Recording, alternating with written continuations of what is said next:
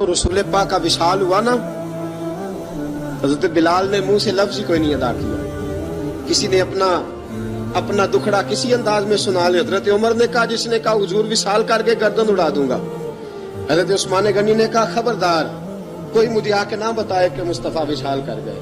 حضرت علی المرتضیٰ رضی اللہ تعالیٰ عنہ نے فرمایا، نہ بھائی میرے مصطفیٰ پر تو موت آتی ہی نہیں جس طرح آپ لوگوں پہ. سب لوگوں نے اپنے اپنے اظہار کر لیے نا، بلال نے کسی کو دکھ بتایا ہی نہیں.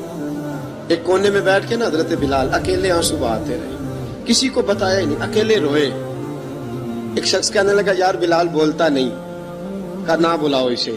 عصر کی نماز کا وقت ہوا نا تو وہ بلال جو کعبے کی چھت پہ بغیر سیڑھیوں کے چڑھ گیا تھا، وہ بلال جو کعبے کی چھت پہ بغیر کسی سہارے کے چڑھ گیا تھا، اس بلال کو کہا کہ بلال چل ذرا آذان پڑھ، مسجد کی چھت پہ چڑھ جا. حضرت بلال کئی بار چڑھے اور کئی بار گرے، کئی بار چڑھے اور کئی بار گرے. حضرت بلال حبشی رضی اللہ تعالیٰ نے آواز دی، کہا سلمان میری مدد کرنا، میری مدد کرنا. اب مجھ سے چڑھا نہیں جاتا، اب مجھ سے جایا نہیں جاتا. جناب سلمان فارسی نے بھی سوال نہیں پوچھا کہ بلال تو بیمار ہے، یہ نہیں پوچھا.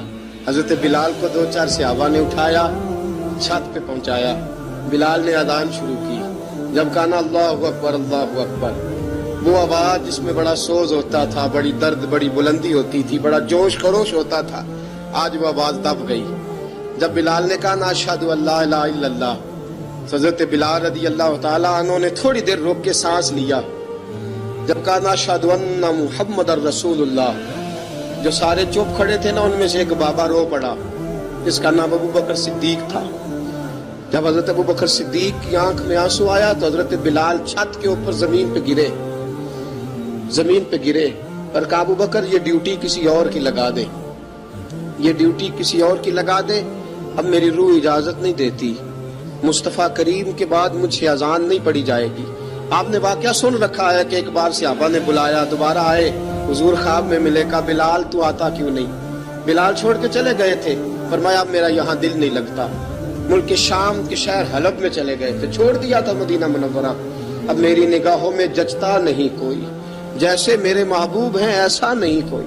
حضور خواب میں ملے، آئے مدینے. حضرت بلال آخری بار، لوگوں نے کہا اذان پڑھو. کہا مجھے وہ اذان بھول ہی گئی ہے جو مجھے مصطفیٰ کریم کے زمانے میں پڑھا کرتا تھا، مجھ سے نہیں پڑھی جاتی. نہ مجھے کہو، میں کیسے پڑھوں؟ امام حسن اور حسین نے آ کے دامن تھاما نا تو کہا بیٹا میں تمہاری نانی کا بھی نوکر رہا ہوں، میں تمہاری ماں کی چکی بھی پیستا رہا ہوں، مجھ سے کوئی فرمائش نہ کر ڈالنا. میں نے نوکری کی ہے اور مجھے اگر اللہ نے توفیق دی تو میں تمہارے بچوں کے پیر بھی دھویا کروں گا. لیکن امام حسن رضی اللہ تعالیٰ عنہ نے فرمایا بلال ایک بار تو اذان سنانی پڑے گی. سنائی بلال نے اذان.